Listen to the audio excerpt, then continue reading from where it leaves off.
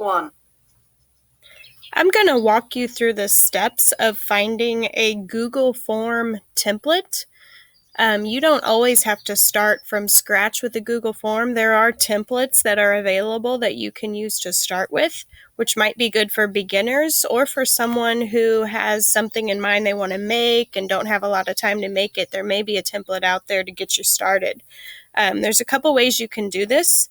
One way is you could open a new tab and you could type in forms.google.com and hit enter, and that will take you directly to Google Forms.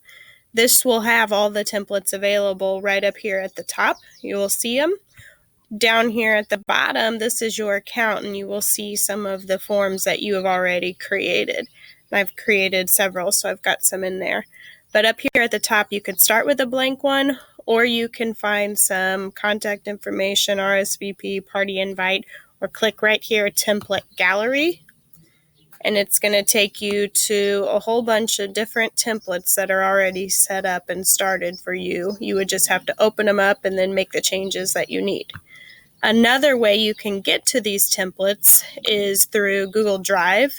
Google Drive is where I like to start. It's kind of like your file cabinet for all your Google. One important feature you need to make sure you're using with Google Drive is folders. You need to have folders for everything. Everything you create needs to be put in a folder. I found this out the hard way.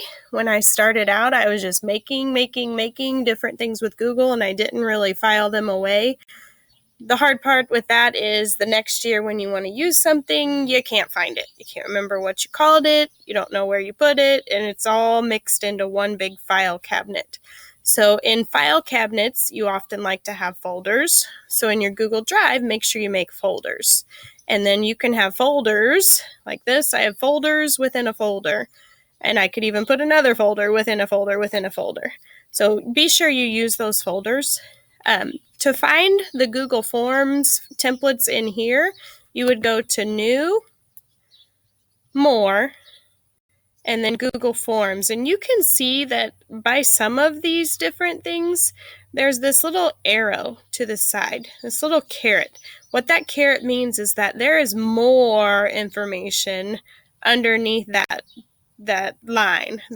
Whatever you choose there's more options. So you can see Google Slides has a blank, or you can start with Google Slide template. Google Sheets has a blank, or you can start from a template.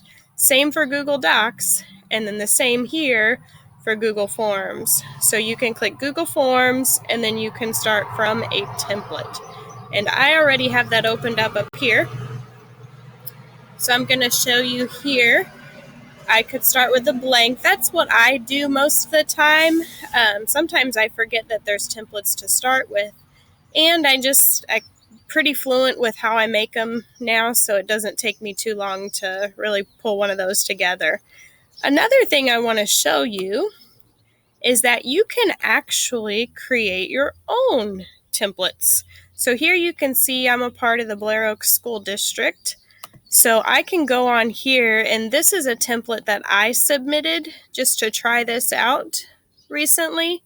You can go to Submit Template. If you have a form that you have made that might be one your district wants to share, that everybody in your district might want to use that as a starting point, or maybe you want to share it there so that other teachers in your same content area have the same form, or the secretaries in all 3 buildings might need the same form to use for their own students.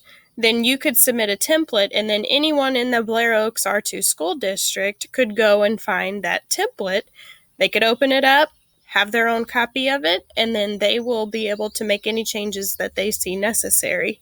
And you can make it so that they only get a copy of the form, that the one they change is not the same form that you put in there. So you still will have your own form and your own drive that someone else is not going to change. So that's something I feel like maybe our district should look into more. If there's teachers making a lot of the same types of forms, maybe it needs to be created as a template.